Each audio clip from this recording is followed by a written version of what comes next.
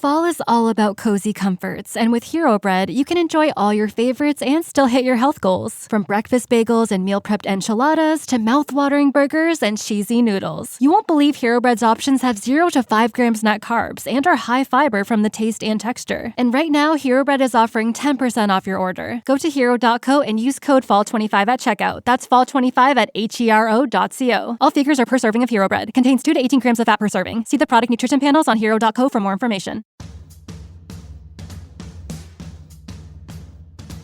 This is Totally Useless Information with Nick and Roy. Listen, laugh, and learn. Today on the show, our topics include inventions, music, sports, and yummy food. Yes, of course. News from around the world, and we'll open up the mailbag. Totally useless information. It's everything you never needed to know. Innovations, ideas. The Totally Useless Information Podcast presents Inventions. If you're spray painting something and you get hungry, do not be afraid. Fret no more, because the Danish company, the Deli Garage, developed food finish edible spray paint. Oh, yes, I've seen it. Yes, Yeah. You could spray paint cookies. That's right. It's Yeah. available in gold, silver, red, and blue, so you can trick your family and friends into believing that you have a solid gold bird for Thanksgiving. Well, here's an interesting one. The guy who invented the waterbed was unable to patent it. Why?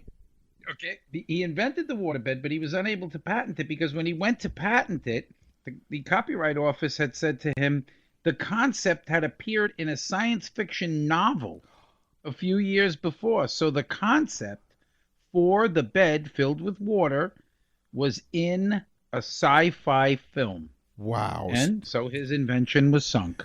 You know what would be really embarrassing if you wet your bed in a waterbed?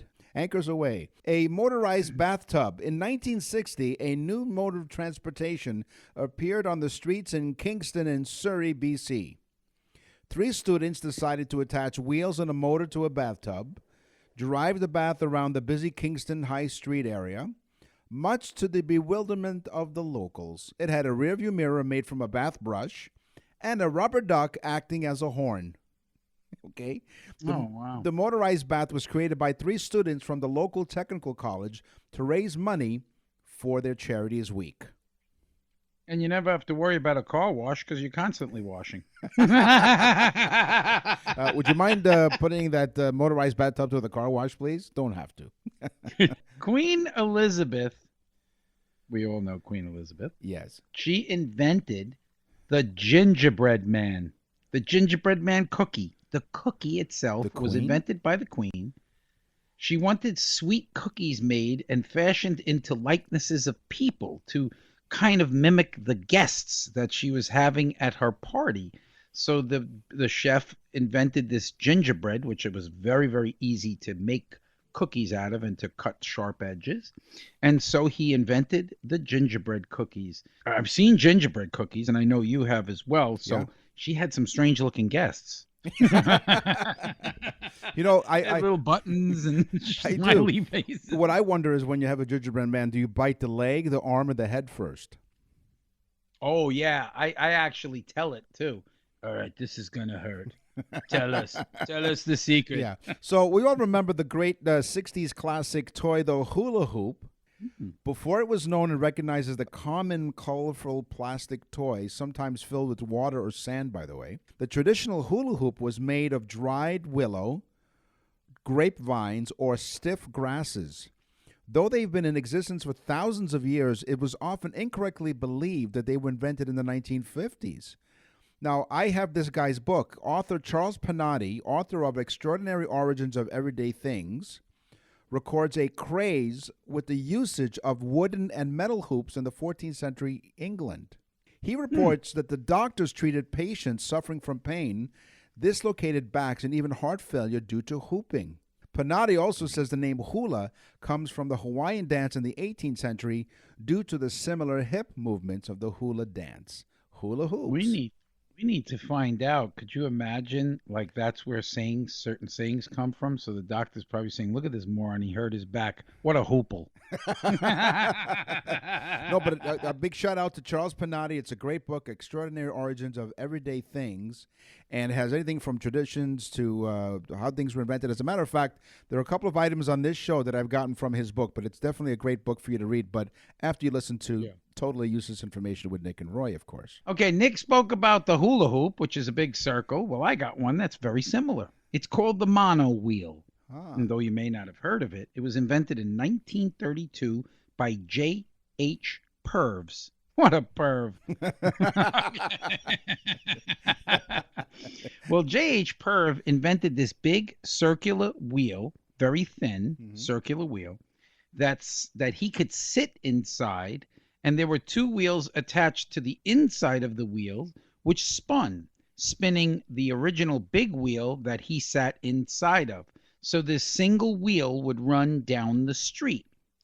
Actually, he made a gas and an electric powered version in 1932. So, Elon Musk thinks he's making the electric cars for the first time. What a moron. There were electric cars in the 20s, the 30s. Give me a break. But it never caught on. But the new company there's a new company in the Netherlands that's taken the idea and put a new take on it. And they're starting to become popular, the mono wheel. That's fantastic. That's great on gas, too, by the way. Here he you can run it on broccoli. Hey, it's green energy. Here he comes. Biologist analyst Alan Dowden of Seattle. He's from the Seattle Sperm Bank. He rides the... Is he a teller? No, he's not. So he works at the Seattle Sperm Bank, and he rides the sperm bike. It is a custom-designed, high-tech bicycle used to transport sperm to various fertility clinics. The bike makes use of liquid nitrogen cooled in vacuum containers.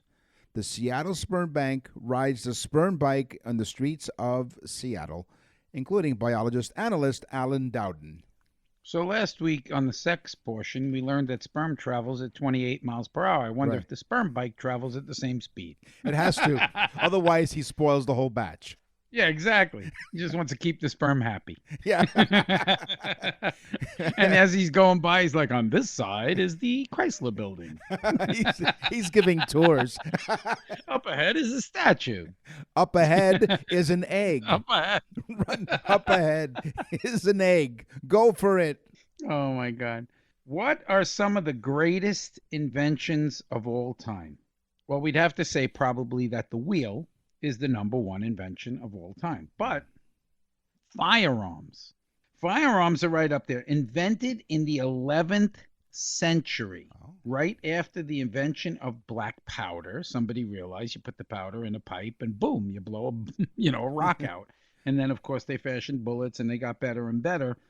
But the firearm would change the world forever. You would have countries, strong borders, so on and so forth. You're listening to Totally Useless Information with Nick and Roy, and now for something completely new. From Beethoven to Bieber, rock and roll to rhythm and blues. This is Totally Useless Music Information with Nick and Roy. Yes, as we tickle the ivories here. A brand new topic. It's music. We're a couple of episodes in now, and this is courtesy of a listener. She went to nickandroy.com and sent us a suggestion, and so here we are talking useless music information, right? Okay, yeah, we always do what our listeners tell us to do. The famous guitar player Jeff Beck was talking to another great guitar player, Jimmy Page. Jimmy Page had just left the band that he was in, and Jeff asked if Jimmy was going with his new band to play at Woodstock, because they were all talking about Woodstock being a big concert. Well, Jimmy said, no, it's too soon. We don't even have a name. So they were speaking, and Jeff asked what type of music they played, and Jimmy said, we play like kind of blues rock. And Jeff Beck said, wow, That'll go over like a Led Zeppelin.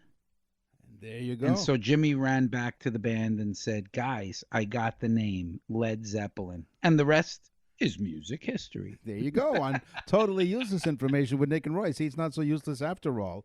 Well, Pink Floyd performed under various monikers in their early years, including T-Set, Sigma 6, the Screaming Abdabs, and Leonard's Lodgers, named after their landlord, Mike Leonard.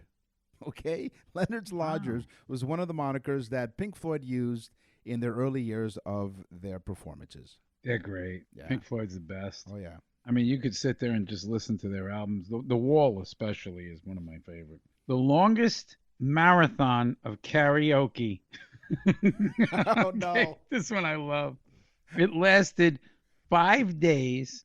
Okay, actually, it was 101 hours, 59 minutes, 15 seconds by Leonardo Poloverini in Italy on September 23rd of 2011. Mamma mia. When asked, he said, I sing the song, I sing out loud. or from the movie Groundhog Day, I got you, babe. Could you imagine 101 hours? I mean, I sing. I don't think I could even sing for 101 hours without completely losing my voice. No, and after, of course, while the people were listening to the karaoke performer, the drinking rates went high in that country. People were drinking more and more. And 15 seconds in, if he stayed for another couple of seconds, he would have had an even 102 hours. Like what? Yeah. How useless is he? My goodness, Leonardo, please. So during the music segment, if you notice, we're not playing any music because we like to abide by the laws. You know, there's some people who play a snippet of music, say, I'm just going to play a few seconds and not give the proper royalties or the rights to whoever wrote and performed the song. So we're not going to play any music in this section, but we're going to give you some useless facts that you're going to walk away going, I have to listen to this. We also want to say that we go by the rule. We play by the rule. Nick and Roy will continue with totally useless information. You won't see the engineer that slams the Nissan Rogue's door 13,920 times. Or the corrosive chamber that simulates 15 years of life in 5 months. Or the Rogue heat-baked for over 300 combined hours. What you will see is a vehicle that can take punch after punch and keep rolling. Nissan, #1 in new vehicle quality among mainstream brands by J.D. Power. We put it through the worst, so you get its best. For J.D. Power 2025 U.S. Initial Quality Study Award information, visit jdpower.com/awards. Awards based on 2025 model year. Newer models may be shown. Totally useless information with Nick and Roy continues. Listen, laugh, and learn. If you go back and listen to the introduction to Eddie Floyd's Knock on Wood, okay, it's a classic, is the same as the intro to In the Midnight Hour. The chord progression is played backwards. Both songs were co-written by guitarist Steve Cropper. Economical work, Mr. Cropper, because he took the same intro and he just changed the chord progression, playing it backwards. So the two songs are Eddie Floyd's Knock on Wood and In the Midnight Hour. Yeah. Yeah. Okay, yeah. There you go. You better knock. Knock, knock, knock. Mozart, famous for amazing, complex symphonies, wrote a musical called Ein Musiker Scher und Spaß. But again, it was called Ein Musiker Scher Spaß. Right. Or, in Italian, Diverto Demento.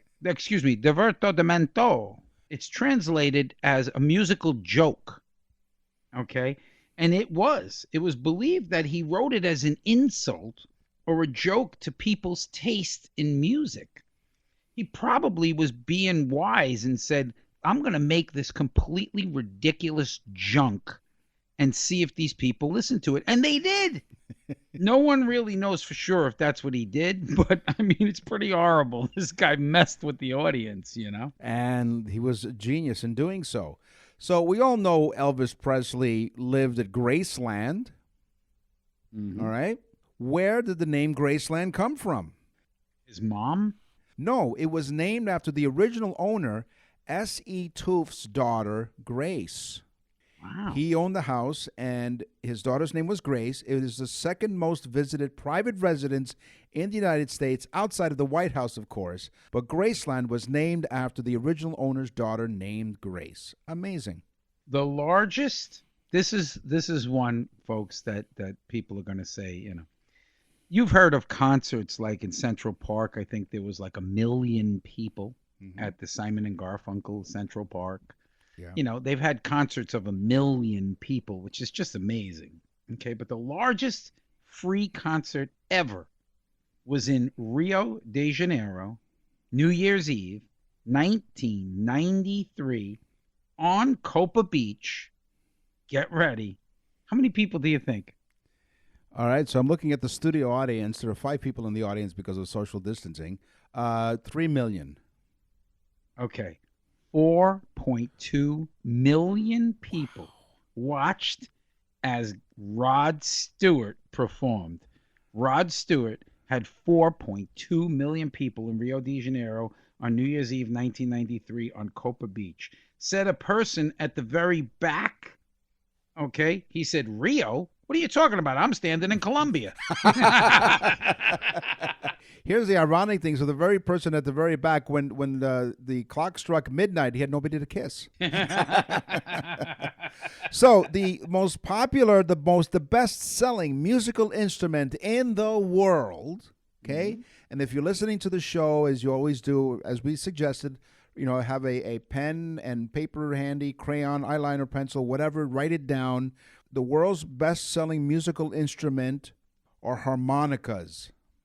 Originated in the early 1800s in Europe, they gained popularity in the 1920s in the United States and are used in blues recordings, as we are familiar with that sound, the blues recordings. By 1986, the harmonica maker Hohner produced 1 billion harmonicas. Wow. I would think, because people buy them for kids as well, because they're so inexpensive and they're a fun thing. Again, it's a musical instrument that you could probably buy for, $3 or $4, maybe $10, even a good one. I have a good harmonica and it's probably like $60, $50. So, wow. Yeah. Cool. Yeah. And they have your DNA all over it. It's worth a lot more on eBay. You're listening. Yeah. Well, it blows. You know what? You can actually suck and blow at the same time. You're listening to Totally Useless Information with Nick and Roy. Sports. Play ball. Wow. Yo, sports-a-rooney. Oh, yes. Balls galore. Balls and strikes. And we're not even playing baseball. Oh, yeah. The old round ball. This is a story filled with hot air. The first female parachutist, because parachuting is a sport. I did not know that. Okay. But parachuting is considered a sport. Uh-huh. And also risking your life. The first woman to jump was in 1799. Now you say, how did she jump in 1799? There were no airplanes. That's well, right. there were no airplanes. She jumped from a hot air balloon. A French woman named Jean Genevieve Garnina. Okay, so that's French. Genevieve. I like that. Yeah. That's pretty cool. Genevieve. Yes. But you have to say that Genevieve. It's Genevieve. Yes. I like that. Okay, she jumped from a hot air balloon. Okay. When she reached the bottom, her husband was surprised because he said, I didn't know she had one of those on her back. Of course, she was wearing parachute pants. Mm-hmm. Yeah. And she said her name on the way down. She was like, Genevieve. Genevieve. The first pocket billiards championship was played in 18... Pocket pool? Pocket pool, yes. Yes. Those of us who played pocket pool in high school, this one's for you. The Christopher Columbus High School in the Bronx. A big shout out to all of our classmates, which, by the way, more and more are on our Facebook page. If you go to Totally Useless Information with Nick and Roy on Facebook. You'll find our Facebook page there. And our former classmates at Christopher Columbus High School are listening, so hello. Big shout out to all the professional pocket pool players. That's right. They're world champion pocket pool players. But the first pocket billiards championship was played in 1878, with the dominant form of the game being American four-ball billiards. Yo, four-ball. Four-ball billiards, yes. And he's saying bass. Professional players became so well known that cigarette cards were issued featuring the players. The most famous pool game, of course, is 8-ball, was invented shortly after 1900. It's the four-ball billiard pocket pool player. Now, this next one, I tried to check this fact out, and I was not able to check it out, although I did find it twice. So I would assume that this is correct, but I had to do this one because I was so shocked by it. Major League Baseball, MLB, sends most of their broken bats to third world countries. Okay, they send them by the boxes because they break bats all the time. Yeah. And they send them by the boxes as building supplies, and so that third world countries can use them as crude weapons. Really? That shocked me. Now, of course, they've been doing it since the 20s and 30s, so they may not be doing it anymore because I don't think that's politically correct. Here's a bunch of clubs for you guys. You might want to greet your neighbor. You know that fence that you put up? By the way, yes. Here's an oldie but a goodie. The oldest continuous trophy in sports is the America's Cup.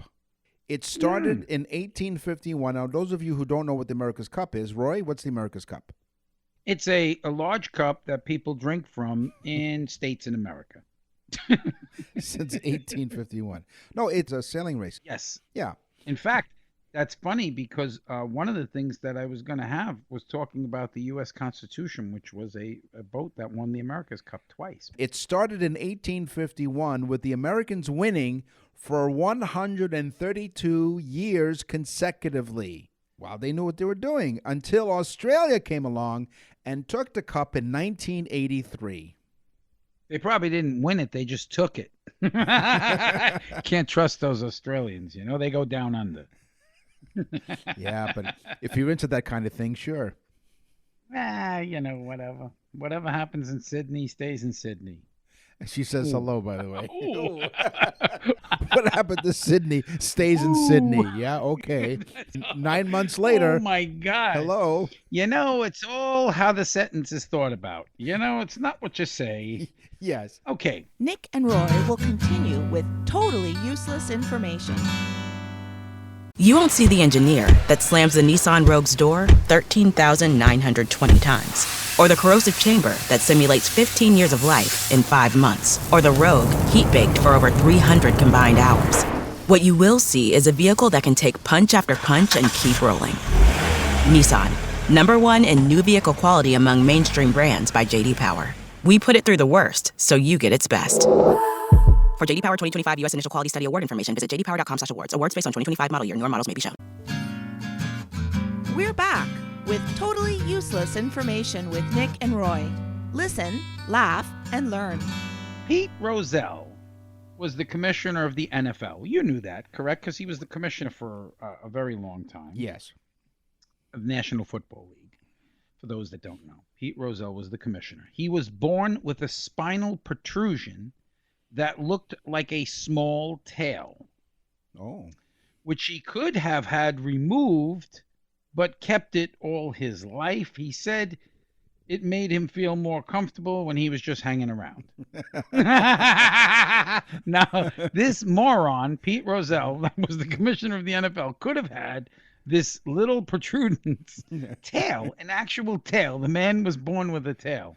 Wow. So imagine how embarrassing the first coin flip at a football game was. Heads or tails? Roselle's like, what? So speaking of the NFL, where did the San Diego Chargers name come from? Did it come from a credit card company, you think? Wrong. I don't know. No. Well, the I original. don't know this one. Get your pens ready. Get your pens and eyeliner, crayons, pencils ready, because this one's the one you have to write down and tell your friends. The original owner of the team was hotel heir Baron Hilton, son of Conrad Hilton. They founded the Hilton Hotel Group, of course. Baron Hilton was the founder of the charge card company Carte Blanche. And many assumed that the San Diego Chargers got their name from the credit card reference. But no. He debunked that rumor in an interview with the LA Times, in which he noted that a contest was held to pick the name of a team, which often happens in any sport in any city that has a new team. He said the name came from a ubiquitous trumpet call followed by a collective charge. You know, at a game, da-da-da-da-da-da, charge, often uttered by fans. Chargers. That's right. Which, I tell you, though, it's confusing because their symbol, it looks like a bolt of lightning, right? Well, as a matter of fact, from this came the name Chargers, and the rest, of course, is history. And that lightning bolt on the helmets originated from Hilton's passion for flying. There you go. So the San Diego Chargers were not named after the credit card company, declined. He's just a narcissistic bastard. And Pete Rozelle was like, hey, take a look at this. I can wiggle it. Yes, will be cash for charge. How do you like it, Sidney? Oh, poor Sidney. In 1948, during a 2-week hamster. Okay, now this one, folks, you definitely are going to want to hear, because this is just to give you an idea of how screwed up things were.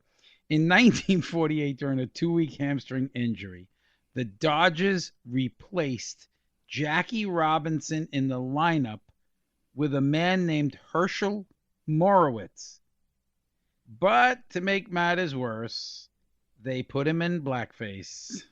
No. So that nobody would notice that Jackie was missing. Oh, that's horrible. Other than the fact that probably Herschel never hit a home run or a base hit for that matter, he probably said, "What's going on? Where's my schmear? I want the corned beef because it's very lean. It's lean." I think you're a fan of boxing, aren't you? You love a good fight? Yes, I'm a big fan of boxing. All right. In fact, I'm such a fan of boxing, I'll punch you in the face. Oh, there you go. 1,500 miles apart, and yet I felt that one. Those of you who aren't boxing fans, you still might be interested because they call it a boxing ring. And you're thinking, wait a minute. It's a boxing square. It's not a ring. It's a square. Why do they call it a boxing ring? Because it used to be round. Instead of its present form, the spectators used to stand in a circle around the fighters when the sport first became popular. So that's why they called it the boxing ring, and they kept the name even though it's actually a rectangular boxing ring. Wow. Well, all boxing rings, a lot of them are different sizes. Depends on what the ruling is and where they're like, is it WBO or WBC? And the fighters themselves can opt for a larger ring. A good boxer loves a bigger ring because he can move around, where a puncher wants the smaller ring so he can corner you, which is pretty cool. And Nick asked me, are you a boxing fan? And because I'm from New York, people ask me all the time about football. They're like, are you a Giant fan? And I say, no, I'm a big air conditioner. That's why he's cool, really cool. How'd you like that one, Sidney? Yeah, you're listening to Totally Useless Information with Nick and Roy. And now for something completely useless. The Eisenhower interstate system requires that 1 mile in every 5 must be straight road.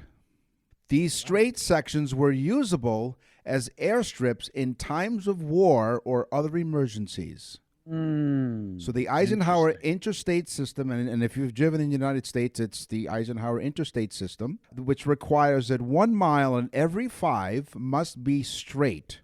And again, the straight sections were usable as airstrips in times of war or other emergencies. And then some schmuck put wires up just to mess with the airplane. Let's see you dip in between these. Thank you for joining us. Totally Useless Information with Nick and Roy is what you're listening to, in case you had any doubts at all what you were listening to. We what the heck is this? We are on every week, and we thank you for joining us. Again, it was, as we mentioned, 66 different countries. We're an iHeartRadio Talk Network across Canada. And we invite you to join us on our website. And our website has all kinds of fun stuff to do. You go to nickandroy.com and you click on episodes. You can go back and listen to the whole library of over 130 some odd episodes. You can also go to nickandroy.com and you can send your loved one or a friend a unique and fantastic birthday message. You have to do it, folks. Go on, check it out. This is becoming a rage. I mean, really, honestly, we have people asking us to do it for other things like Christmas cards and anniversaries and so on. And we're doing it for them. We're specializing. It's like a mini show made for the person that you care for. And it is amazing. Go on nickandroy.com. You'll hear there's actually a sample there. It's a lot of fun. And the person will just be so happy that gets it. It is for the person that has everything. So nickandroy.com. But if you'd like to send us an email, like many of you have, and thank you, simply visit our website, nickandroy.com. What's in the mailbag? What's in the mail? Okay, what's in the mail? Okay, Sydney from Australia. No. She's down under. Ooh, Harvey from London, England. I love this, man. We are getting emails from all over the place, guys. Thank you so much. www.nickandroy.com. Just go to nickandroy.com and send us an email. You'll get on the show. We go through the emails. Be funny. We'll put you on the show. And ask us some cool questions. We'll put you on the show. I mean, really, honestly. And we do read them, which is Nick reads them. And then he says, check this one out. Here, read this. Well, Harvey from London, England writes, you blokes, right there, got us. Yeah. You blokes make me laugh so much. Okay. All right. And then he says, thanks. Are you going to do more interview shows? Because I binged listened. He listened to all 67 shows that we have now. Something like that, yeah. And he loved a couple of our shows where we had interviews on, where we had brought people on. And yes, Harvey, thank you. And we are going to be having, and not just because you asked, but this is to let you know, we have a whole bunch of guests lined up and real different stuff too. Scientists, people in the food industry, nutritionists, a watchmaker. We have a guy that rides around the United States in a van. This guy's Scott from Go Small, Live Large. Shout out to Scott. There you go. And what was Scott's business? Think small, live large? Scott's website, you said? Yes. Go Small, Live Large. Okay. Yeah. He's a cool guy, man. I met him. He's going to be on the show. We're going to have a lot of fun with him. All right, cool. We're going to have some really funny shows. So thank you, Harvey, for the email. That's right. And we made it really simple for you because, you're really busy doing other things. So all you have to do is visit www.nickandroy.com and send us an email. What's in the mail? If you travel around rural southern Africa, you're likely to come across mopane worms. Mopane worms. They're either canned or at a market.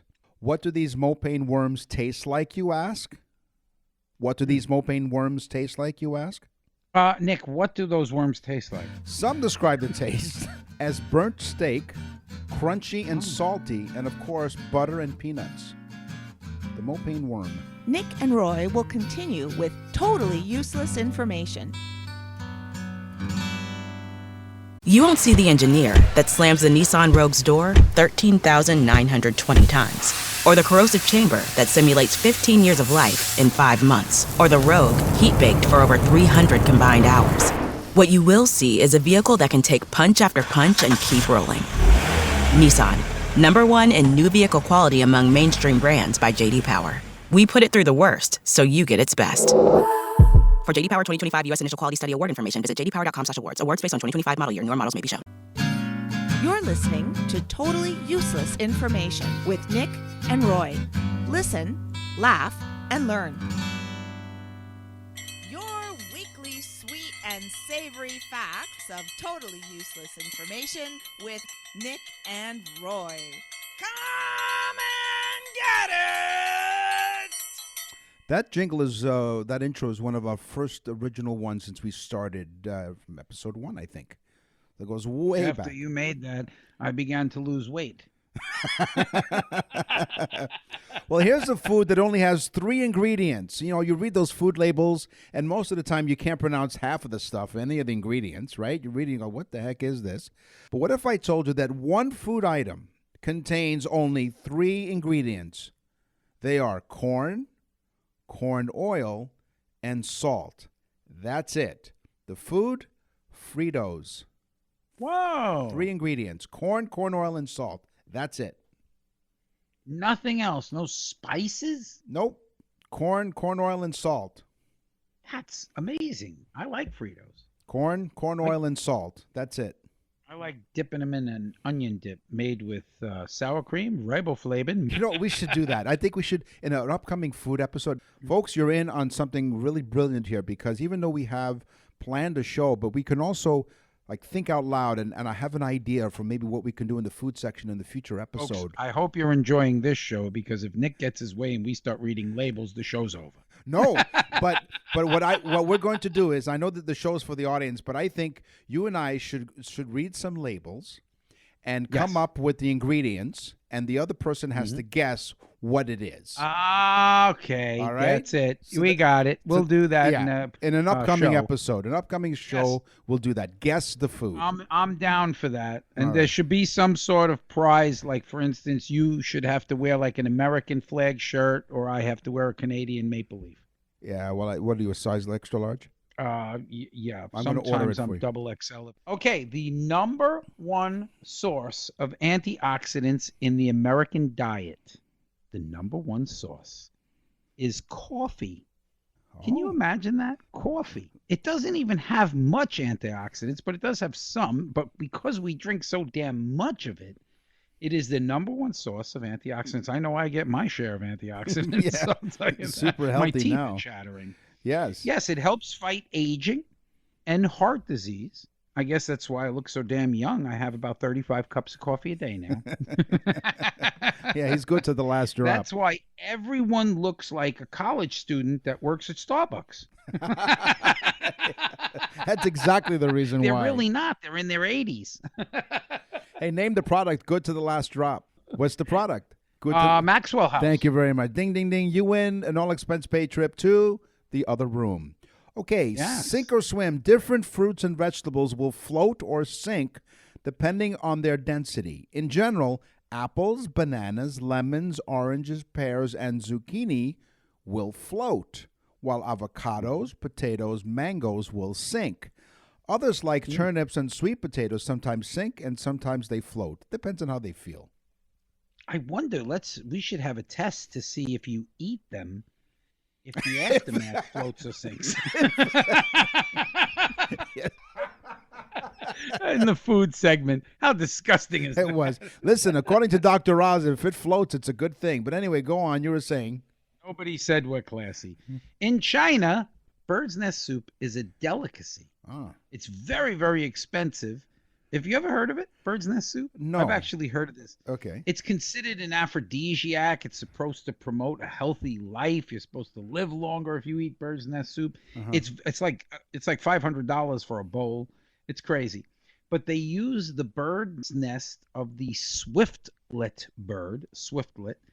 The nest is made not from twigs and stuff like that, but from the bird's saliva. Oh. So it's very hard to find them. And the birds, then they take this bird's nest and they make a soup out of it. The birds are so mad that they could spit. So you're saying that bird spit is a delicacy and it's expensive. Why? Why saliva? Why? When young French women immigrated to what was near the New France in an effort to help boost the population, in the kitchen, the women made sugar pieces with the ingredients available to them. They were different than the ones they made back home. So, with an abundance of sugar, maple syrup, and dried fruit and butter, they created what would evolve to become an iconic Canadian dessert that is what we all know and love, butter tarts. I've never had one. Are they good? They're delicious. They're they're rich and really sweet. Because, I mean, sugar, maple syrup, and dried fruit. And, of course, butter. Butter tarts. How do they last out of like refrigeration? They ate them really quickly. All right. Well, would you send one down here? Sure, I mean, absolutely. I'm diabetic, so one will do. Well, I'm sorry, what did you say? You're diabetic? Yeah. I'll send you a 6-pack. You dirty. No, I'd like to taste that. That sounds good. It is really good. What's actually. it called? Butter tarts. Butter tarts. Mm-hmm. Okay. All right. Well, that does really sound good. Chewing on roasted coffee beans can cure bad breath. Not to mention give you the antioxidant. 2 in 1. Yeah, exactly. But it can cure bad breath. The beans kill bacteria that cause bad breath. And now the only problem is you have to explain to your girlfriend why your eyes are so dilated and your teeth are chattering and they're that ugly yellow color. But your breath smells beautiful. It does. On the show today on Totally Useless Information with Nick and Roy, we talked about inventions, we talked about music, sports, and food. Now it's time for the news. And now, from around the corner and around the world, this is TUI News. In 2019, 33-year-old Betsy Ross, no, not that Betsy Ross, but she was at a park in California with her family when they found a duck's nest. All of the eggs, sadly, were smashed except one, which Ross's children begged her to save. She popped it into her sports bra to keep it safe. After some research, she decided her best option, or her breast option, was to leave the egg pressed against her body. Boy, would you want to be an egg right now. She nestled it for more than 30 days, placing baggies of warm water under her chest to raise the incubation temperature, among other things. Eventually, the duck began to peep, and after difficult hatching, it survived. The bird bonded with Ross, so she fashioned a carrier for it out of a headband. What did they name the duckling? Chester. Chester. His last name, Chester Nipples. No, now, where does this woman live? In Visalia, California, actually. Visalia, California. So we need to go to Visalia, and lay in her front lawn. Yes. Maybe she'll just put us in her sports bra. Yes. In a sports bra for a while, carry us around in a sports bra. This woman's got a pretty big sports bra if there's ducks hanging around in there and stuff like that. Yeah. There's a gaggle of geese and ducks and everything else. Well, Yeah.